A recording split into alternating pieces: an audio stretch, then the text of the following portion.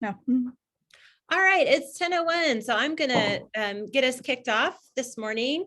Welcome, my name's Katy Leffel. I'm the director for the Oklahoma School Foundations Network, and we are here today to talk about student homelessness and the role that school foundations can play in having an impact in supporting homeless students in their districts. And I'm really excited to have Clayton Ramick from Moore Public Schools Foundation and Lindse from Middle Public Schools Foundation to join me and talk about how they are doing this work in their district. So welcome, guys. It's really great to see you. Real quickly, I just want to remind everyone, if you're new to watching our webinars, the Oklahoma School Foundations Network is a program of the Oklahoma Foundation for Excellence, and we provide free support to public school foundations across the state of Oklahoma. Everything from free strategic planning services, on-call help and support. You can reach out to me with your questions. We have a very robust resource on our website with lots of recorded webinars on a variety of topics. And would love to do more. So if there's something that you're interested in learning more about, if you reach out, I love to research and would love to help you out. I'm going to go ahead and just kick us straight off by having Clayton jump in and just talk a little bit about his experiences in Moore and how they have kind of undertaken sort of this whole journey in finding ways to support students in their district that are experiencing homelessness. So Clayton, I'm going to just kick it over to you to get the conversation started. Perfect. Well, thank you guys again for attending this morning. And then if you're watching the recording, thank you for tuning into a recording. My name is Clayton Ramick, and I have the pleasure of serving as the Executive Director of the Moore Public Schools Foundation. And our journey with helping with students suffering from homelessness really started about 18 months ago. We hired a Mckinney Vento liaison. This liaison is a paid staff member of Moore Public Schools. And that person, once we hired that person in our district, she started asking about just funneling is not the right word, but using the foundation to get funding and get money from the local hospitals, the just places that really like to do business with the 501c3. So I went ahead and just added her to my board, and she became an incredible board member really, really quickly. And so that was our whole goal, was just essentially I was going to create a committee for her. And inside that committee, we were going to do some fundraising just for her coat closets, her food closets, her soap closet, all of that kind of stuff. And so what started out as that quickly snowballed into a huge project, and a project that is going to change a lot of lives. And so we have been doing some really, really exciting stuff. So let me get my my PowerPoint started, and I will I'll just work through this real quick. That sounds great. Clayton, I went ahead and dropped in the chat box some information, a resource on the McKinney Vento Act. You just referenced that real briefly, and you're going to reference it again in a minute. So I just wanted to be able to access that. Yeah. And then I forgot to let everyone know, if you have questions throughout this, please throw them in the chat and we will stop and address them as it's the appropriate time. So get away. For sure. And Katy, if you, I can't see the chat, so if you have a question, please don't hesitate to interrupt. So I'll do it. I did. This is the presentation that I did at the NAEF National Conference, and I just wanted to just start off by saying we're not an expert. We're learning as we go. I think Lindse has been doing some of this work even longer than I have. I know Mary with Oklahoma City Public Schools. They do the Oklahoma City Public Schools does a whole lot. We are not an expert. We're learning as we go, and we're uncovering and unrolling and trying to learn as we go. So everything I'm saying is more so as this is very our situation. This is what's going on in Moore Public Schools. Even just south of us, Norman and Oklahoma City and Middle, everything's going to look just a little bit different. So I am coming at this from a place of just wanting to share exactly what we're doing, and almost encouraging you guys to ask questions and do the same. So that's the too long didn't read version of my part of the presentation, is ask questions and don't be afraid to get in there and get your hands dirty. Okay, so I want to just start off by asking, and you can answer this in the chat, or you could just kind of answer this yourself, but do you know how many students are suffering from homelessness in your school district? Before adding Amanda to my board, my McKinney Vento liaison, I had no idea. You know, we do the same Backpack for Kids programs through the regional food bank that a lot of school districts do.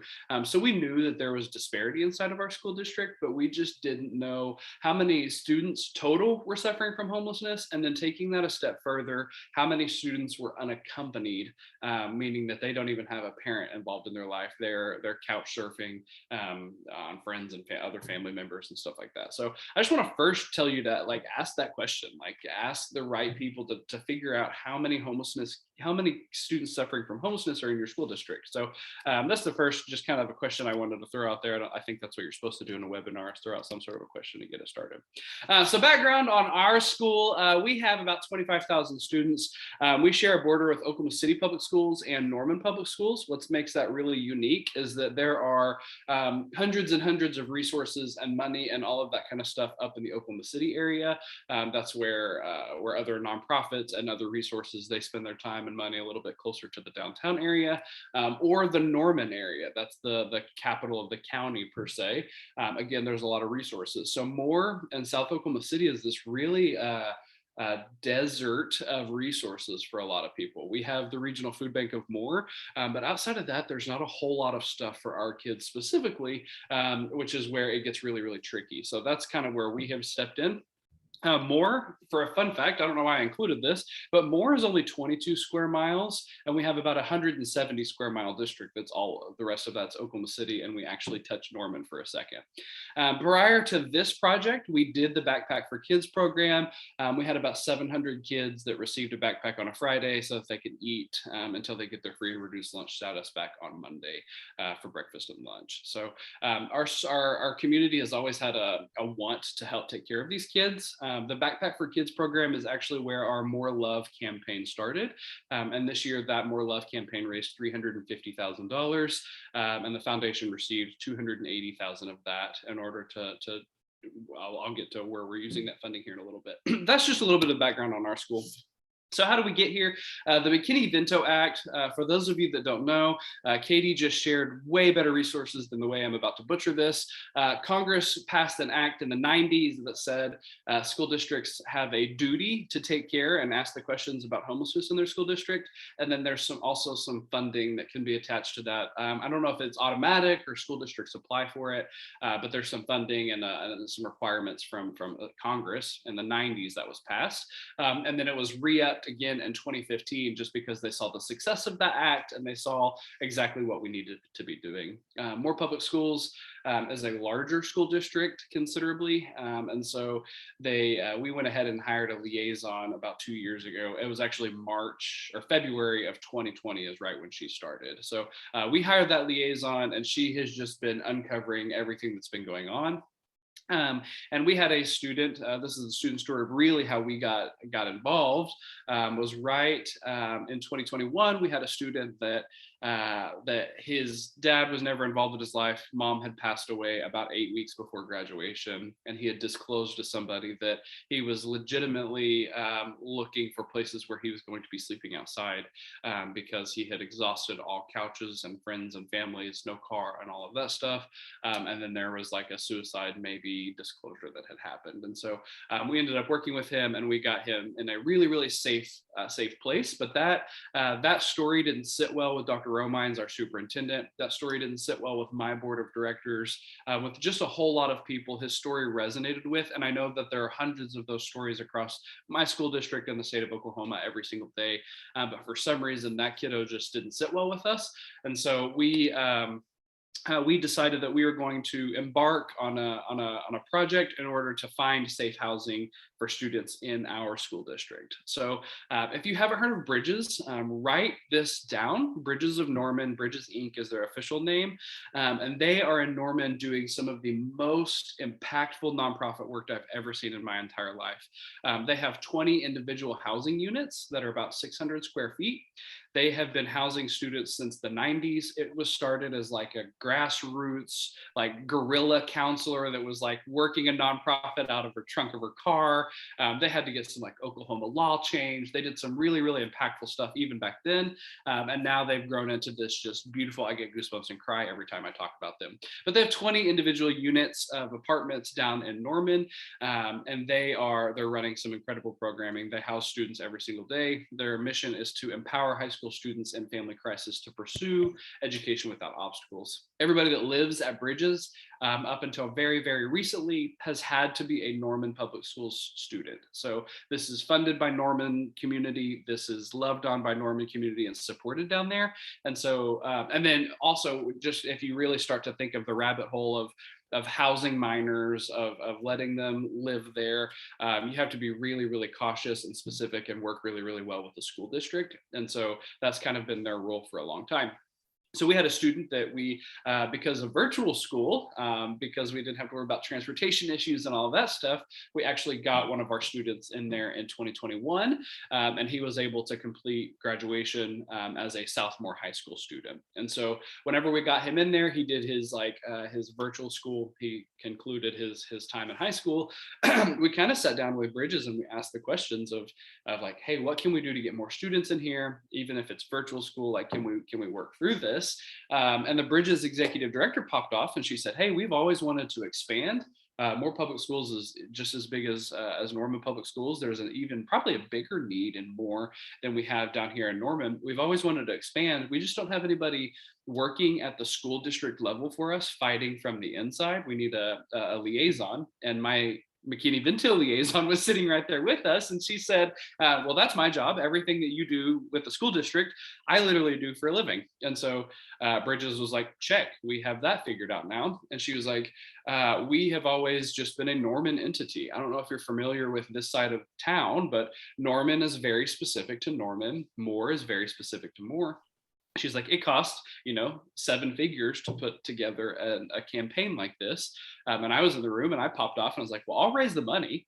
And so it kind of just like a verbal agreement was, if Clayton raises the money and Amanda is our school district person, Bridges will run the programming and expand just a few staff members up to something just, a bordering town. And we all just kind of, is like that Spider-Man meme. And we were just looking at each other and we're like, you do your job, I'll do mine. And here we are a year later, really about to start a capital campaign in order for us to house these students in our community. So who's at the table? Go ahead. Real quick, Clayton, can I just say, like, that is so school foundations at their best, right? Yeah, Serving as that connecting piece. Like, we sometimes can convene those conversations that no one else can, because we know the district side, we know the nonprofit side, we know the community side. So it's fantastic. And that's exactly, like, I feel like I am not powerful enough to be at this table. Like, Moore Public Schools, I'm a Moore Public Schools graduate anyway, so I think we're the best school district in the world. Bridges is doing, like, every time I go down her and see her, she tells me some story, and I'm just like, I'm just the guy connecting the community together. And so you're exactly right. That's the entire role of the foundation, and you took away the ending part of my presentation, Katy. I'm kidding. So we're working with Moore Public Schools and Bridges. This is the first time that I've ever publicly shared this news, because it happened last night. But we are actually going to be leasing some property from our school district to make this happen. We have one of our schools that is very centrally located. It's got a bunch of the check marks that Bridges need: places for employment for students, public transportation, a lot of those issues. We're actually about to sign the dotted line on a lease with the school district in order to get this ball rolling. So it really is a three-way partnership. The foundation being the fundraiser and letting me do what I do best. I do these things. I talk with the news. I can fundraise. I can do all of those things to garner a bunch of support for this. Moore Public Schools is going to help with the identification of students. They're going to be helping with making sure that students get back and forth to school, and the deep academia side. And then Bridges will be the one actually running the program. So once we get it built, we're just kind of the, I hate the word, lack of a better word, landlord, and kind of helping with the piece of the actual physical building, and garnering support for flipping these apartments and getting them full whenever a student moves out and moves in and stuff like that. So That's who's at the table for ours. So really, that's what we're doing. And I was looking at my calendar, and these conversations started right at a year ago. They started last May. So we're 1 year into this. We still haven't broke ground. It's a long, hard, difficult process. But I want to share a few really unique things that I've seen over the past year. The first thing that we sat down, when I sat down with my board, was I was like, do we want to do this? Does this fall under the scope of the mission? I think any good nonprofit executive, as they want to start new programming, that's the first question they ask. Is this a part of our mission? Is this what we were founded upon? All of those kinds of things. So our mission is to enhance, expand, and enrich students' educational experiences through private donations and gifts. And really, the resounding answer at that first board meeting was, how are we going to worry about a student's math grade and STEM programming and all of these kinds of things if we have students that are not knowing where they're going to sleep at night? We're not even going to tackle the food insecurities and the rest of those things, but kiddo cannot worry about his math grade if he's trying to stay awake because he didn't sleep well last night because he was in his car. And so we really had said, yes, this is not a change to the mission of the foundation. And in all actuality, this is the work that I'm starting to firmly believe that foundation work should be doing. I love funding things like STEM. I love going out and doing huge grants and grant processes. We're giving away about $40,000 to our principals on Friday. Like, I love doing those grant things. I think foundations should still be doing those. But we really should start looking at that like Maslow's hierarchy of needs. We can't only be worrying about their education and academia and their future when we have some students that are really struggling right now. So that's really where our foundation is kind of leaning into these, like, we really should be asking the questions about some of these insecurities that we have. So we've opened up these conversations. We've opened up just the conversation, and I want to share with you some things that we've noticed. First is disparity runs deep. So we thought that she was like, oh my gosh, we have like 40 total homeless students across more public schools. And that is not the case at all. It's hundreds and hundreds of students that we have realized are suffering from homelessness with their families. And the definition of homeless is very vague, but we have a lot of students that are having some really, really deep disparities. And then we've noticed that unaccompanied youth number is actually higher than we thought. We have 38 of them. We thought we had 17. We have 38 students right now that are not staying with their parents at night. And so that disparity runs incredibly deep. We have 22 high schoolers that are graduating right now that are considered homeless. So it's very difficult. And the more you unwrap, the deeper that Band-Aid gets. New program excitement. So our organization's been in existence since the 90s. We have always had a golf tournament. We have done grants every single September. That gets old after a while. Funding, I always say, funding public education isn't always the sexiest thing. So there's some really great new program excitement behind adding something like this. I'm not trying to take advantage of this situation, but I'm just saying that new program excitement has brought a whole lot of different exposure to the foundation in a way that we have never seen before. I'm getting calls all the time about just asking the questions of what we're doing. New donors. The amount of people that have now been exposed to the foundation and want to donate not only to this program, but to everything else that we've been doing and have been exposed to the great work that we've been doing since the 90s has been really, really awesome to see. Hey, you love this idea of funding homelessness in more public schools. That's great. I'm going to connect your dollars to that. Let me tell you what we've been doing for the last 30 years. We've also have an effect on 15,000 students every single year. You want to get excited about that too? How about you join my board? You know, all these different things of getting these people excited about not only what they were excited about initially, but then just getting people in the door.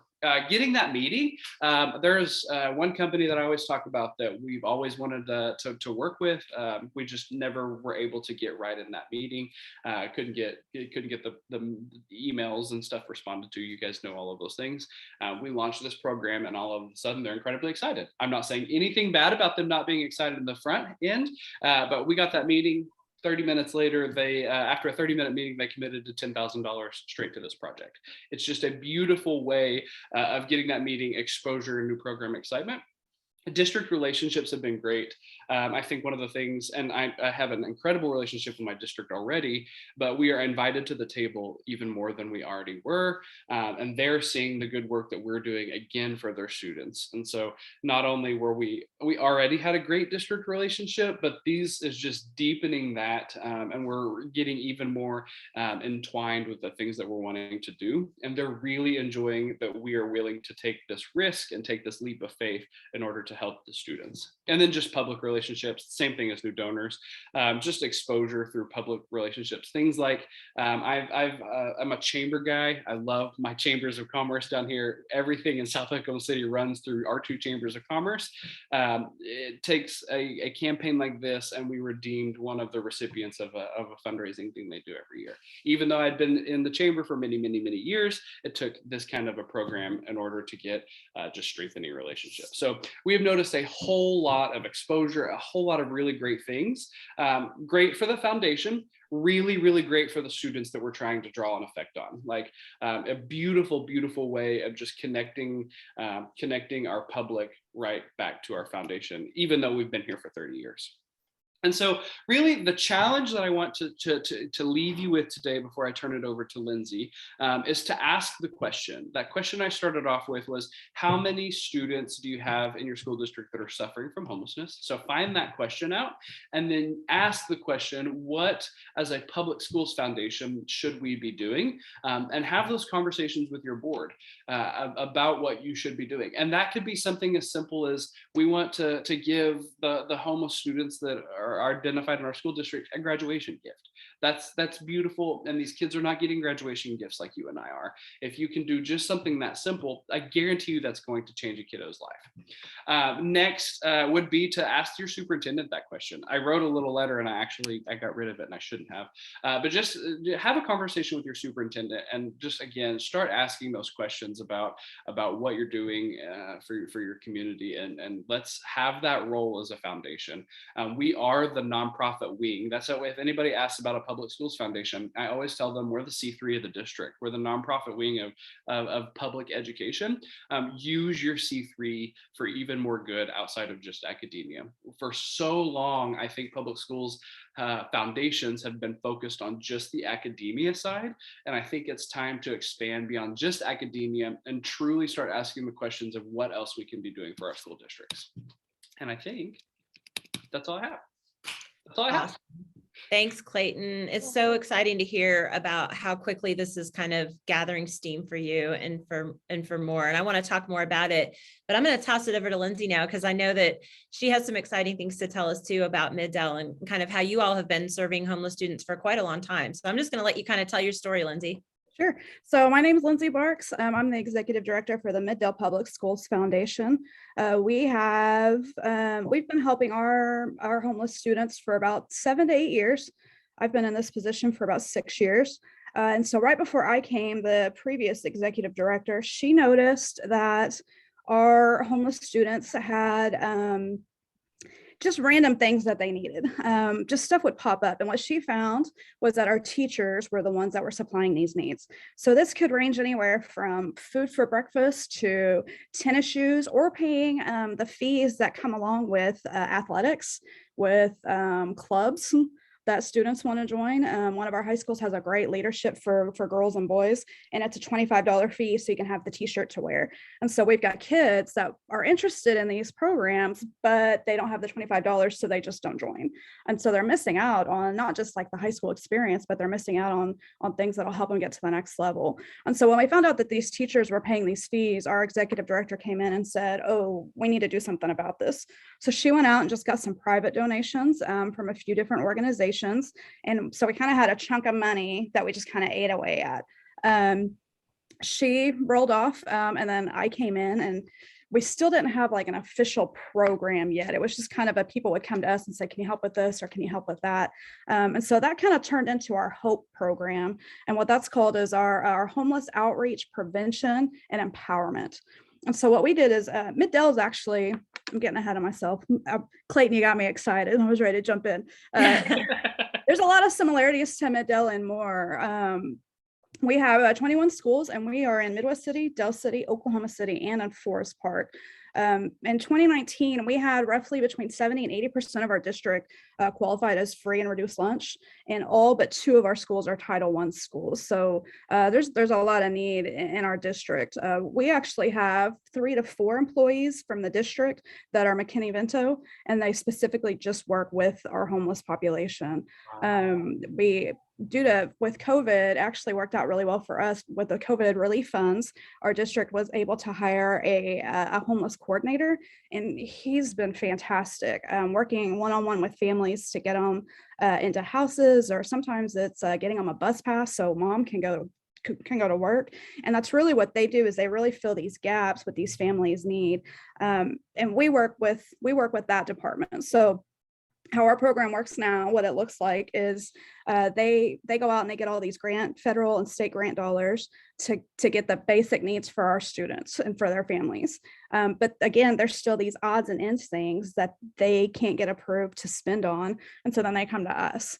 And so, a few stories, there was a student who was in a foster home, and it wasn't a good situation. And he was being abused. And one night he literally fled from his house, and he actually ran out of his shoes, and he just kept running. And so when he got to a safe place, he called his coach, didn't have any shoes on. The coach called their homeless liaison, who called us and said, we got a kid, he needs shoes right now. Well, thanks to our private donations, we were able to do that. We were able to go and get the kid shoes. Other things that we do is sometimes we have seniors who need suits for interviews, for job interviews, or for scholarship interviews. And so that's something that we can provide, and then they use that for graduation. One thing that I really like that we do is we buy senior packages for our seniors. So they get the senior t-shirt, and they get the senior, just the little extras, the things we take for granted, the things you don't realize don't come for free. And so I really like that we do that. We also help support our food pantry. Katie said about the connector piece, that's really a big part of what I do is we go out and find grants. So I write grants to buy, $2,000 worth of food to put in our food pantries. We've got 6 secondary schools, 3 middle, 3 high. And we've got food pantries in all 6 of those locations. So students at all of those locations can go to the food pantry, whether it's for lunch or for a snack. And then we also send food home with them on the weekends. And then it ranges from the backpack programs for elementaries, and then our boxes of food. We also have a program that is our most vulnerable, our MVP project. And so they identify the most vulnerable population within our school, and they will get food over the summertime and on holidays. And a lot of times that's just like a porch drop off, but it'll be a box of food to get them through for the week. So really what it looks like now is when teachers identify, I have a kid that needs XYZ, they go to their liaison, the liaison comes to us, and we're able to say, oh, okay, yeah, we can do that. Last year we bought bedding for a family because there was a house fire. And so that's something that their grant dollars couldn't cover, but we were able to. Like Clayton said, if a kid's not sleeping because they don't have bedding, what good are they in school? Like, how are they they're not worried about math and science. They're worried about getting sleep. And so there's these little pieces that we can kind of plug to make sure that barriers are broken down for these kids to where they are getting the education that they need. My board, when we developed this program, they kind of just gave me the authority to, as long as it's under a certain dollar amount, to say yes or no. There's not a lot that we say no to because by the time it gets to us, we know that it's been vetted. We know it's a legitimate need, and it's easy to say, oh yes, we want to help with that. And again, like to repeat Clayton, a lot of it falls under our mission because we're here to support our students. And what we found though, it doesn't just support our students, but it's supporting our teachers for 2 reasons. A, they don't have to pay for it anymore. It's not coming out of their pocket. Our funding dollars is paying for this, it's covering this. But B, it equips the students with their basic needs so they can be prepared and ready to learn when they get into the classroom. And so this isn't just helping our students and our teachers, it's building our community, it's making our community a better place. So I'm really passionate about that. And so while the Hope program's kind of, we do things on this small scale, it turns into big things. And then it gets considered when we do bigger projects. One project that we completed right before COVID hit was our refill mid-Dell. We wanted to get refill stations in every site across the district, which basically it just replaced the water fountain. So you can plug up your bottle and it fills up a water bottle. We were able to do that. And that affects our whole district, all of our students. But we found out we had this, how we were able to identify a family. A kid was coming in with huge jugs of water and he was filling them up every day because their water had been turned off. And so when our teachers found that, they were like, okay, let's step in, let's help. So a project like that, we keep our Hope program in because it's like, okay, this specifically is going to help these kiddos. Another thing that we started this year was our period poverty project. And we found out that girls are missing class time every month because they don't have period products, basic needs. So that's something that I'm really excited about that we're working on today, like right now. I'm hoping that we can announce something this summer. But we're partnering up with St. Anthony's and with the district, and we're getting a lot of headway towards ending period poverty in Mid-Dell. So where every student that has a need, we can provide that for them. And again, it's about breaking down those barriers that a lot of us don't even realize exist, but they do for some of these kids. And a big part of what I do is if we can't fund it, it's that connector. So we go out and we write grants, or a big asset to me is I call churches. Like I'll call a church and I'll say, hey, I've got a family and they need this. And my grandpa has been in ministry for 50 years. And I don't know if anybody's in ministry, but you get a lot of ask. And it's hard to say, is this legitimate? Like, do you really need help with this, or do you just want cash for XYZ? And so sometimes it's hard to trust the ask, but because of the way our system is set up, these asks have been vetted and we have the confidence to say 100%, this is going to help this family. This is going to help this family get to next month. And so churches they like to partner with us because they can trust what their money's going where we say that they're going. And it really makes an impact for these families, whether it's getting the electricity turned on until next month, or we had a family that was displaced a couple of years ago and they needed storage. They had a place to live, but it wasn't big enough to hold all their stuff. They didn't have anywhere to put it. So we were able, through a donor, we were able to pay for their storage for 6 months so they could keep their belongings through that process. Because sometimes the process of rehoming, it's not quick. Like, especially if it's government help, it's not a speedy process. And so those little things can make a huge difference and can mean the difference of a kid, what happens after high school. We've got kids that have parents incarcerated. If we can break that cycle, if we can help them get to college, like if we can help them get to trade school or help them just get a job when they get out of high school, like that's what we want to do. We're thinking long-term, not just immediately. I love all of that, Lindsay. Thank you so much for kind of sharing the overview of how you operate. And just a couple similarities that I want to point out to our audience, like the whole connection with your Mckinney Vento coordinators. I love that. And I'm sure it's super helpful, like you said, to both of you, that you have this district person who knows what the federal funds and the available funds from the district can and can't be used for, is using that first to fulfill appropriate needs and then sending things on to you. And again, I love that process, just giving you the confidence to tell your donors, to tell your board, hey, these are real needs and this is where we can step in. So first, just wanted to highlight that as just a really great sort of system to put in place and to think about if you're a district or if you're a foundation that hasn't worked with your homeless students. And even if your district is really small and maybe doesn't have a dedicated Mckinney Vento liaison, I'm sure you have a school counselor, you have someone who's identified in your district who is working with these students. And so just figuring out who that person is and how you can coordinate with them, I think would be such a great step. And then this whole connecting piece, the building of relationships, the bringing in of people who want to be involved in this work. Both Lindsay and Clayton know I have a real passion for food insecurity just personally. That's where I put a lot of my time and energy outside of school foundation work. And I think that this is a really unique way, as Clayton said, to bring in some donors that may not initially be drawn to the education side of our foundation work, but who are very much passionate about meeting student needs and basic needs of students. And so that food insecurity piece, as Lindse said, things like period poverty, things like, just all the things that come with being homeless. That there is maybe a connecting piece there to bring in some donors and some friends to your foundation who otherwise might not have gotten connected with your work. So I love that piece too. I haven't seen any questions pop up in the chat yet, but if you're watching and you have a specific question, I would love to throw those out to Clayton and Lindse. And certainly if you heard something that they said that you want more follow-up information on, my email is on all of the things I think that came to you for this Zoom. And if you want to reach out to me, I would be happy to connect you with Lindse and Clayton to follow up and to kind of have some more conversation if there are specific ways that they're sort of managing things that you're interested in.